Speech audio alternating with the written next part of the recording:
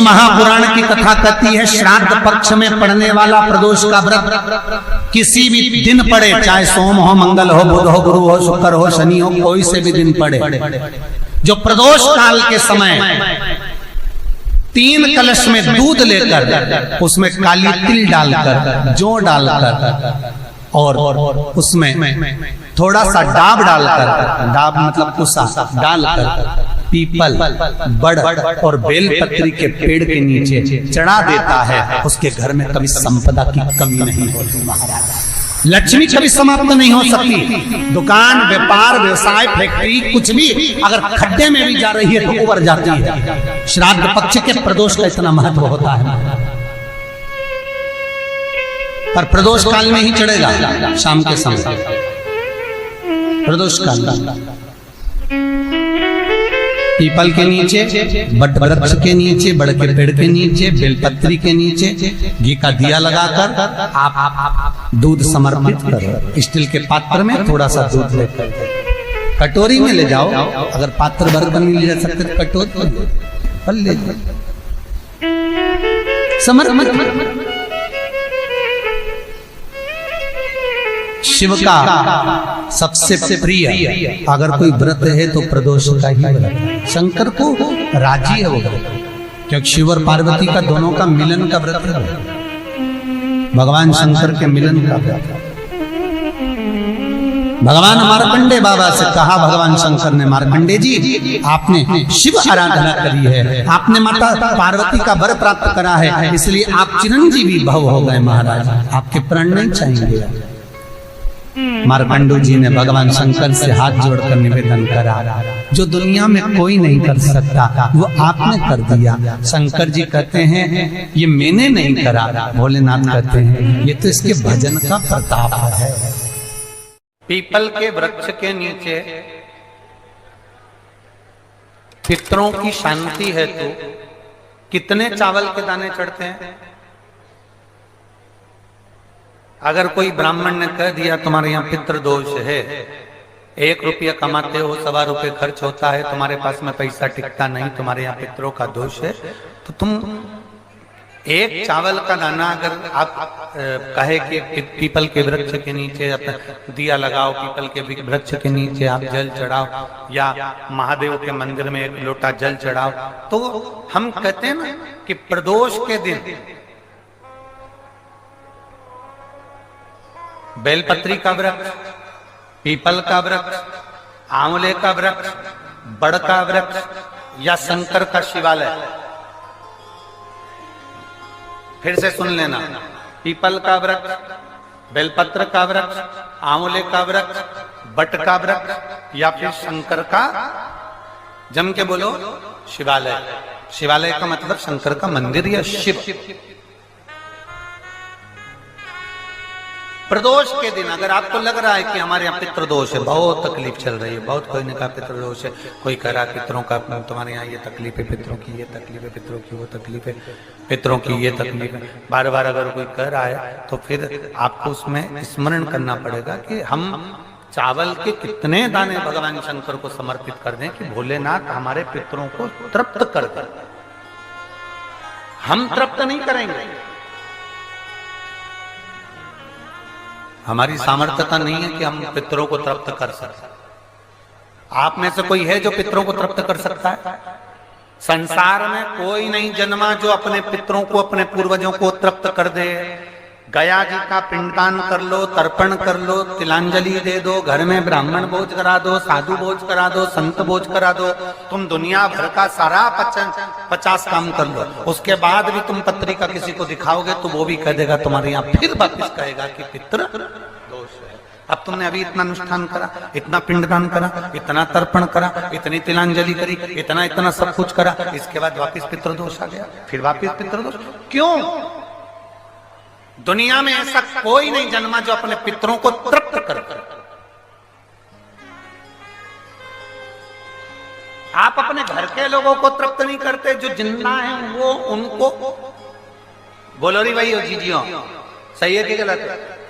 जो जिंदा हैं, माँ बाप अपने बेटे के लिए कितना भी कर ले, कितना भी, आखिरी में एक दिन बेटा कह देता तुमने हमारे लिए क्या करा, बहू के लिए कितना कर लो, आखिर में बहू कह देगी वो तो जेठानी को ज्यादा करती है, देवरानी को ज्यादा करती है, हमको करती है, अपनी ननद को ज्यादा करती है, बेटी को ज्यादा करती है, बेटी को लगता है कि बहू को ज्यादा करती है, दामाद को लगता है बेटी को ज्यादा करती है, नाती पंती सबको कितना भी कर लो तुम, अपने अड़ोसी पड़ोसी तुम्हारे रिश्तेदारों को तुम कितना भी दे लो, कितना भी कर लो, पर जब ये तृप्त नहीं हुए तो वो बोलो तो कैसे हो जाएगा। अपनी सामर्थ्यता है, अपनी सामर्थ्यता है कि अपन तृप्त कर ले उनको,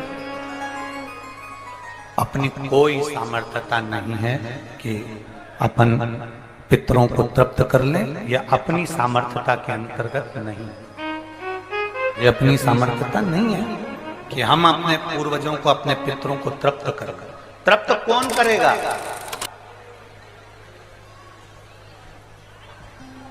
जिनकी शरण में पित्र है, वास्तु के देवता भगवान शंकर, काल सर्प दोष के देवता भगवान शंकर, जितने दोष होते हैं पितृ दोष के देवता भगवान शंकर, तो हम तृप्त नहीं कर सकते। अगर इनको तृप्त करेंगे तो देव अधिदेव महादेव करेंगे। आप 7 चावल के दाने, या तो पीपल, बेलपत्र,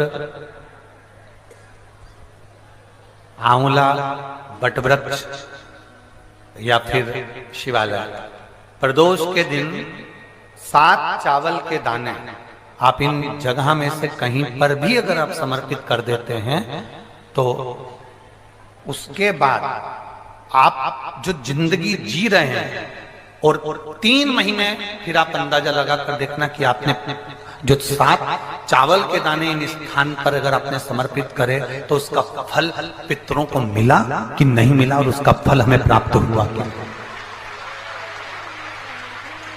ये वो स्थान है जहां प्रदोष के दिन 7 अक्षत चावल का दाना भी हमारे पितरों को, पूर्वजों को तृप्त कर देता है। कौन कौन सा स्थान वापिस बोलेंगे सभी लोग? पहला पीपल, दूसरा बेलपत्र, तीसरा आंवला, चौथा बटवृक्ष और 5वां शिवालय, शंकर भगवान का स्थान। अब इसको समझना आपके ऊपर निर्भर है। समर्पित कभी मौका लग जाए, सारी दुनिया के लोग तुमसे कह रहे हैं तेरे घर में पितृदोष है, 1 रुपए कमाते हो 1.25 रुपए खर्च होता है, मानसिक टेंशन बना रहता है। घर में एक व्यक्ति बीमार है, ठीक हुआ, दूसरा बीमार पड़ गया, दूसरा ठीक हुआ, तीसरा बीमार पड़ गया, तीसरा ठीक हुआ, चौथा बीमार पड़ गया, मतलब कहीं ना कहीं पितृ का भाव, पितृदोष का वर्णन। किसी ने कहा तुमसे कि तेरे यहाँ पितृदोष है, तूने ब्राह्मण को भोजन करा दिया, पिंडदान करा दिया, तर्पण करा दिया, तिलांजलि करा दी, गया जी का श्राद्ध कर दिया, हरिद्वार चली गई, वहां पिंडदान करवा दिया, ब्राह्मण भोज करवा दिया, तिथि पर भोजन करवा दिया, सब कुछ करवा के देते। अब एक काम और करके दे, एक काम और करके देख लो।